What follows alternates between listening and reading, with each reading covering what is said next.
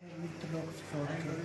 तो इस मृतलोक में एक माता सती अनसुईया सुना होगा, वो ऐसी थी जो ब्रह्मा विष्णु की पूजा करती थी और लोगों को भोजन कराना उसका कर्तव्य था। तो जब उसने भोजन कराना शुरू करा तो इस मृतलोक में बहुत दूर दूर तक नाम हो गया उसका। तो लोग उसे माता सती अनसुईया को सबसे बड़ी दानी मानते थे।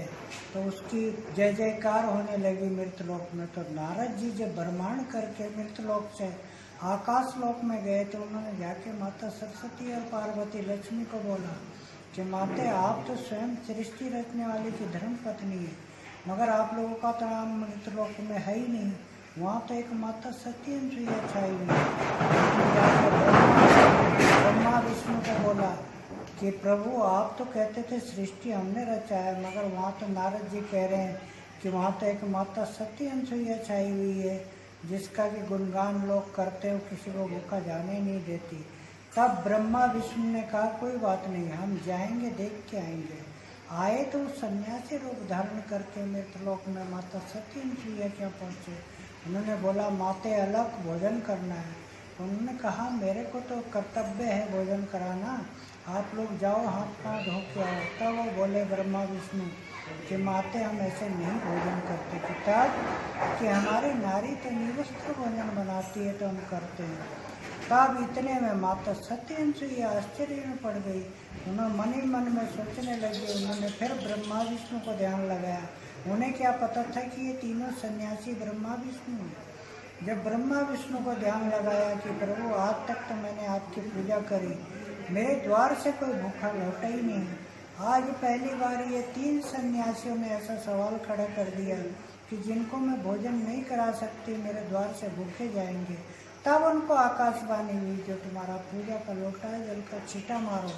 अब जब छींटा मारा तो तीनों बालक बने, उनका एक ही रूप बना।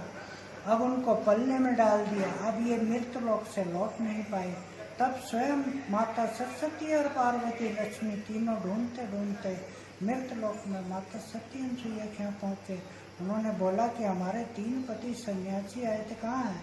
इन्होंने बोला छुटते ही कि देख लो तीनों पलने में पड़े। अब उन्होंने बहुत याद करा इनको, मगर सक्षम में नहीं देख पाए। तब उन्होंने कहा कि प्रभु आप तो कहते थे सृष्टि हमने रचा है, मगर आपको हम नहीं पहचान सक रहे। ये कौन सी शक्ति जिसने तुम्हें ऐसे कर दिया है? तब उनको आकाशवाणी हुई, जब दोबारा छींटा मारोगे तो हम सक्षम में दिखाई देंगे।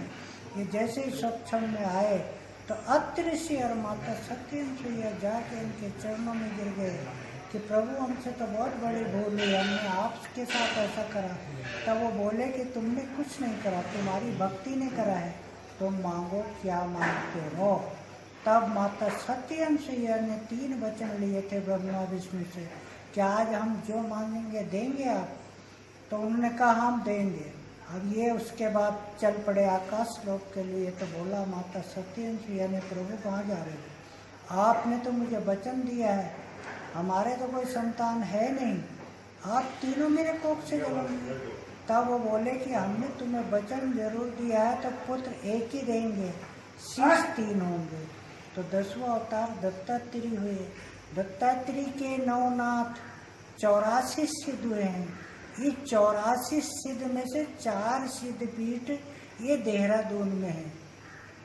उसके बाद फिर ये लक्ष्मण सिद्ध क्यों कहा गया कि उसके बाद फिर राम युद्ध हुआ। रावण मरण के पश्चात राम जी सरजू नदी के किनारे जाके अस्त हुए। तो मेघनाथ का वध किया था लक्ष्मण जी ने, वो भी रावण का पुत्र था।